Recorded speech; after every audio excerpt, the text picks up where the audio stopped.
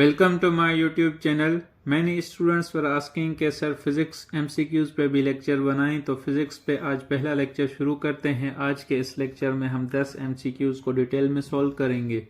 अगर आप मेरे चैनल पे नए हैं तो इस चैनल को सब्सक्राइब करें और दोस्तों के साथ ज़रूर शेयर करें। तो आइए आज का वीडियो शुरू करते हैं। इस वीडियो का पहला सवाल है कि dash has the same dimensions that of kinetic energy. ये जितनी भी फिजिकल क्वांटिटीज हैं, work, force, momentum and pressure, तो इनमें से कौन सी फिजिकल क्वांटिटी है उसका और काइनेटिक एनर्जी का क्या डायमेंशन क्या है, सेम है। पहला ऑप्शन है वर्क। अब वर्क किसे कहते हैं? When ever work is done energy is transferred. जब किसी भी फिजिकल सिस्टम पे वर्क होता है तो क्या एनर्जी ट्रांसफर होती है, और उसकी जो मैथमेटिकल डेफिनेशन है वो ये है, W is equal to F dot D cos theta। And ये थीटा क्या है? It is angle between force and displacement. As you know कि जितनी भी फिजिकल क्वांटिटीज हैं आगे चल के वो या क्रॉस प्रोडक्ट बनती हैं या डॉट प्रोडक्ट से बनती हैं। तो जो वर्क है it is a dot product, very important. And work is equal to product of component of force in the direction of motion. ये भी एक इम्पॉर्टेंट पॉइंट है। जितनी भी फिजिकल क्वांटिटीज हैं उनके आपने यूनिट्स भी याद रखने हैं, ये बहुत इम्पॉर्टेंट होते हैं। तो जो SI unit of work is joule. अब आते हैं अपनी मेन पॉइंट पे कि वर्क का जो डायमेंशन है वो किस तरह कैलकुलेट होता है। ये तीन बेसिक क्वांटिटीज हैं, लेंथ, मास, टाइम। जो लेंथ का डायमेंशन है वो है L, मास का क्या है, टाइम का क्या है, T। तो जितनी भी फिजिकल क्वांटिटीज हैं हमने उनका जो डायमेंशन है in terms of these three quantities मालूम करना होता है। एज वी नो के work is equal to force into displacement. अब ये डिस्प्लेसमेंट क्या है? लेंथ, ठीक है। And F is equal to mass into acceleration. And acceleration किसके बराबर होती है? मीटर पर सेकंड स्क्वायर के। तो W is equal to F की जगह हम क्या रखते हैं? ma, मास इंटू एक्सेलरेशन, और D हमने ये रखा। वर्क का डायमेंशन मालूम करने के लिए हमें फोर्स का डायमेंशन आना चाहिए, और फोर्स का डायमेंशन मालूम करने के लिए हमें एक्सेलरेशन का डायमेंशन ज़रूर भी आना चाहिए। तो आइए पहले पढ़ते हैं कि वेलोसिटी और एक्सेलरेशन क्या हैं, उनके क्या क्या डायमेंशंस हैं। वेलोसिटी कहते हैं rate of change of displacement. जब हमारी डिस्प्लेसमेंट क्या चेंज होती है विथ रेस्पेक्ट टू टाइम तो उसको हम क्या कहते हैं? वेलोसिटी। एज यू नो कि डिस्प्लेसमेंट का यूनिट क्या है? मीटर, और टाइम का क्या है? सेकंड। तो वेलोसिटी क्या होती है? मीटर पर सेकंड। अब आते हैं उसके डायमेंशन पे। मीटर क्या है? लेंथ है, तो उसकी डायमेंशन L होगी, और टाइम की डायमेंशन क्या होती है? T। तो LT-1 is the dimension of what? Velocity. ये क्या है? वेलोसिटी का डायमेंशन है। अब आते हैं एक्सेलरेशन। एक्सेलरेशन कहते हैं rate of change of velocity. क्या? रेट ऑफ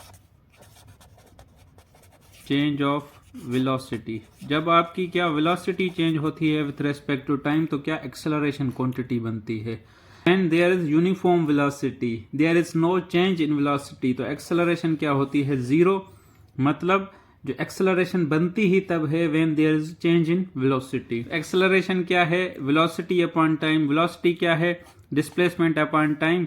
तो इसका क्या फार्मूला बनेगा? Acceleration is equal to displacement upon time square. तो ये वैल्यूज पुट करेंगे। डिस्प्लेसमेंट क्या है? आपकी लेंथ है L, T स्क्वायर इसकी जगह पे रखेंगे तो LT-2।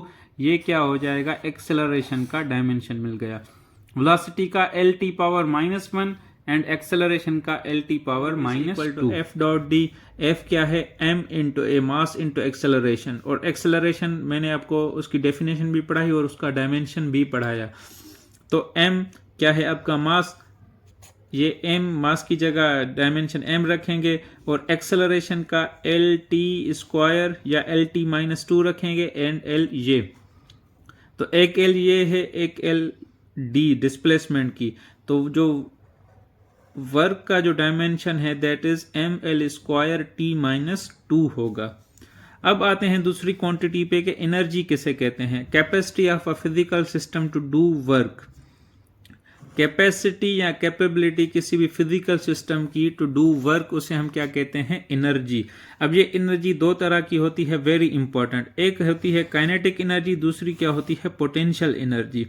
ऐसी energy that is due to the motion of a body, उसको हम क्या कहते हैं? Kinetic energy. 1/2 mv² mass into velocity square. और जो पोटेंशियल एनर्जी होती है that is the property of object due to its rest. Rest की वजह से जो किसी सिस्टम में एनर्जी होती है हम उसको क्या कहते हैं? Potential energy. और उसका फार्मूला क्या है? mgh।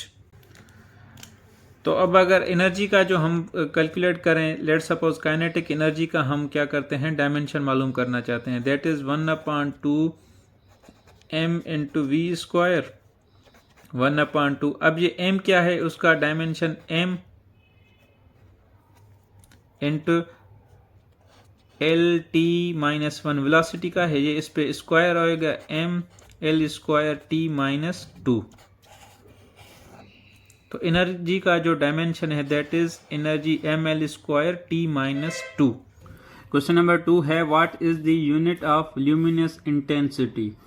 ये जो 7 फिजिकल क्वांटिटीज हैं इनको हम क्या? बेस क्वांटिटीज कहते हैं। They are time, length, mass, electric current, temperature, amount and 7 is luminous intensity. तो इनके यूनिट्स क्या हैं? वेरी इंपॉर्टेंट, ये आपने याद रखने हैं। टाइम का यूनिट क्या है? सेकंड। लेंथ का मीटर, मास का किलोग्राम, इलेक्ट्रिक करंट का एम्पियर, टेम्परेचर का क्या है? केल्विन, अमाउंट का क्या है? मोल एंड ल्यूमिनस इंटेंसिटी का क्या है? कैंडेला। तो ल्यूमिनस इंटेंसिटी का यूनिट क्या होगा? कैंडेला। इस सवाल का सही ऑप्शन होगा क्या? सी। अब ये हो गए एसआई बेस यूनिट्स। एक होते हैं बेस यूनिट्स, अदर होते हैं ड्राइव्ड यूनिट्स। ड्राइव्ड यूनिट्स क्या हैं? कंपोज्ड ऑफ 2 और मोर fundamental units.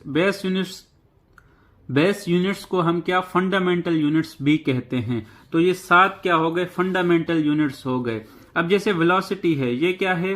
Velocity is made up of displacement upon time. तो ये क्या? 2 बेस क्वांटिटीज से बनती है। तो वेलोसिटी को हम क्या कहेंगे? It is a derived quantity और उसका यूनिट क्या होगा? Derived unit.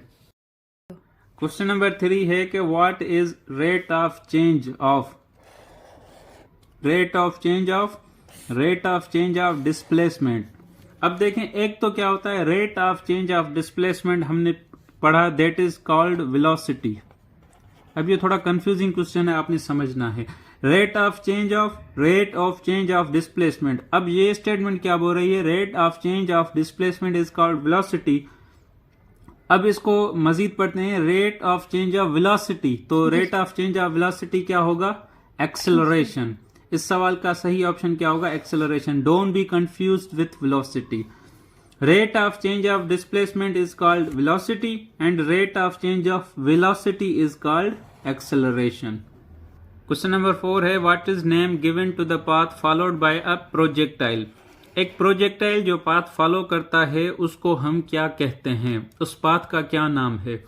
सबसे पहले समझते हैं कि प्रोजेक्टाइल क्या है। A projectile is any object thrown into space upon which only acting force is gravity.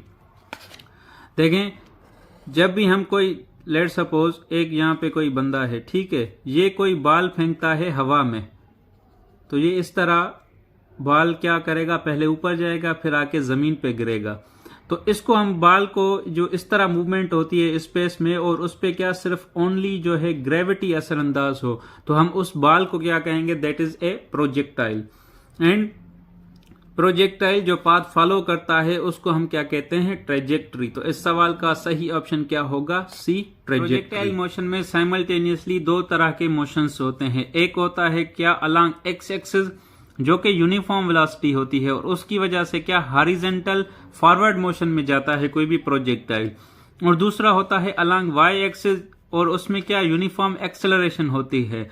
I repeat, क्या? यूनिफॉर्म एक्सेलरेशन होती है। तो अगर if there is a acceleration in somebody means there is change in velocity, तो y axis पे क्या? Change in velocity होती है। अब ये देखें, अगेन उसी बाल का, अगर कोई बंदा यहां से कोई बाल फेंक रहा है, ठीक है, तो बाल ये इस तरह आके यहां पे गिरेगा।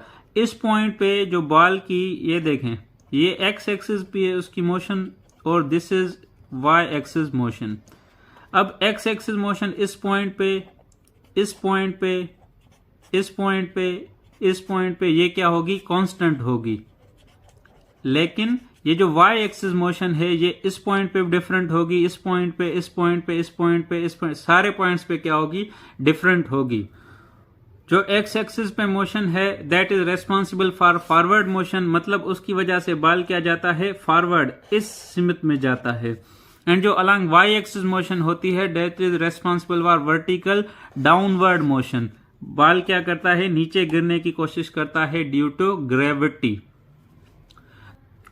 टाइम ऑफ फ्लाइट कैसे कहते हैं, टाइम टेकन बाय प्रोजेक्टाइल, मतलब अगर एक प्रोजेक्टाइल यहां से लॉन्च होता है और जाके ये जमीन को हिट करे तो इसको जो पूरे ट्रेजेक्टरी पे टाइम लगेगा उसको क्या कहते हैं, time of flight. Question number 5 BC से रिलेटेड है कि when a projectile moves upward it's vertical component of velocity, जब क्या एक प्रोजेक्टाइल अपवर्ड होता है तो उसका जो वर्टिकल कंपोनेंट है वो क्या होता है, डिक्रीज होता है। तो इस सवाल का सही ऑप्शन क्या होगा, ए डिक्रीज। क्वेश्चन नंबर 6 है कि zero vector is also called as, option A है point vector, B unit vector, C है नल वेक्टर। तो जो जीरो वेक्टर है उसको हम क्या, नल वेक्टर भी कहते हैं। Physical quantities are basically of two types, एक को हम क्या कहते हैं, स्केलर, दूसरे क्या हैं, वेक्टर्स। स्केलर जितनी भी क्वांटिटीज हैं उनको सिर्फ और सिर्फ क्या, मैग्नीट्यूड होता है, लेकिन जितनी भी वेक्टर क्वांटिटीज हैं उनको magnitude as well as direction होती है। जैसे जो स्पीड है, स्पीड क्या है, वो भी डिस्टेंस अपॉन टाइम है, और वेलोसिटी क्या है, डिस्प्लेसमेंट अपॉन टाइम। दोनों में क्या, सिर्फ और सिर्फ डायरेक्शन का डिफरेंस है। स्पीड क्या है, स्केलर क्वांटिटी है, वेलोसिटी क्या है, वेक्टर क्वांटिटी है। ये जो ऑप्शन 2 है यूनिट वेक्टर, इसका हमेशा मैग्नीट्यूड क्या होता है, 1 होता है। ये इंपॉर्टेंट पॉइंट है कि the magnitude of unit vector is always unity और 1। क्वेश्चन नंबर 7 है on multiplying a vector with a scalar the magnitude changes, what happens to direction. जब हम किसी भी वेक्टर को क्या एक स्केलर के साथ मल्टीप्लाई करते हैं, स्केलर क्या मकसद, किसी न किसी मैग्नीट्यूड के साथ, तो उसमें मैग्नीट्यूड तो जाहिर सी बात है क्या, चेंज होगा। अब एक वेक्टर है, लेट सपोज कोई वेक्टर है ए, ठीक है, उसका मैग्नीट्यूड है 7, अगर उसको हम 3 से मल्टीप्लाई करेंगे तो कितना, 21 हो जाएगा। तो क्या होगा, मतलब उसकी मैग्नीट्यूड में क्या आ जाएगी, चेंजेस आ जाएंगी।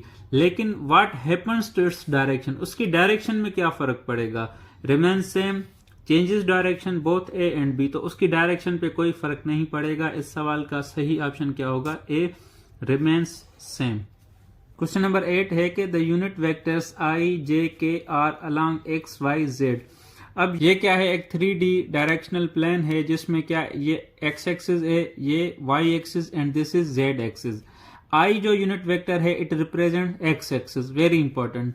जे represents Y axis and K represents what, Z axis. अब आई जे के ये क्या है, यूनिट वेक्टर्स हैं, और मैंने आपको पढ़ाया कि इनको यूनिट वेक्टर्स क्यों कहते हैं, कि their magnitude is unity. The unit vectors I J K are along X Y Z axis are. तो ये जो 3 यूनिट वेक्टर्स हैं इनकी आपस में रिलेशन क्या है, parallel to each other, perpendicular to each other, both A and B. तो इन I J K they are perpendicular to each other, मतलब हर एक के क्या बीच में 90 एंगल का क्या है, डिफरेंस है। अब दो वेक्टर्स को पैरेलल कब कहेंगे, एक वेक्टर ये है, this is A vector and this is B vector, हम इनको क्या कहेंगे, पैरेलल वेक्टर्स। इनके बीच में जो एंगल होगा वो क्या होगा, 0 होगा। अगर दो वेक्टर्स ये इस तरह, एक वेक्टर ये है, एक वेक्टर ये है, हम इनको क्या कहेंगे, दे आर एंटी पैरेलल, मतलब इनकी क्या डायरेक्शन का डिफरेंस है, एक की डायरेक्शन इस तरफ है, एक की डायरेक्शन इस तरफ है, तो इनके बीच में कितनी होती है, 180 डिग्री एंगल होती है। तो यूनिट वेक्टर्स के बीच में हमेशा क्या, they are perpendicular to each other are they have 90 degree. है the first law of motion introduce the concept of. तो इस सवाल का सही ऑप्शन है क्या, inertia, B inertia. First law of motion क्या कहता है कि अगर कोई भी बॉडी रेस्ट में है या मोशन में है। क्या एक बॉडी रेस्ट में है या मोशन में है, ये अनलेस एंड अनटिल उसी हालत में रहेगी जब तक क्या उसको कोई एक्सटर्नल फोर्स जो है वो डिस्टर्ब ना करे। तो ये जो बॉडी की जो प्रॉपर्टी है, जो उसकी जो स्टेटस मेंटेन करती है रेस्ट में या मोशन में, तो हम उसको क्या कहते हैं, इनर्शिया। और फर्स्ट लॉ ऑफ मोशन क्या करता है, ये फोर्स की क्वालिटेटिव डेफिनेशन देता है। एंड सेकंड लॉ क्या करता है, F is equal to mass into acceleration. Second law of motion gives quantitative definition of the force. Video का लास्ट सवाल है कि the atmosphere containing a large number of gases is held to the earth due to. तो इस सवाल का सही option है क्या, सी, ग्रेविटी। और ग्रेविटी का वैल्यू क्या होता है, 9.8 मीटर पर सेकंड स्क्वायर। एंड ग्रेविटी क्या है, this is a type of acceleration. So this is the end of video. Thank you.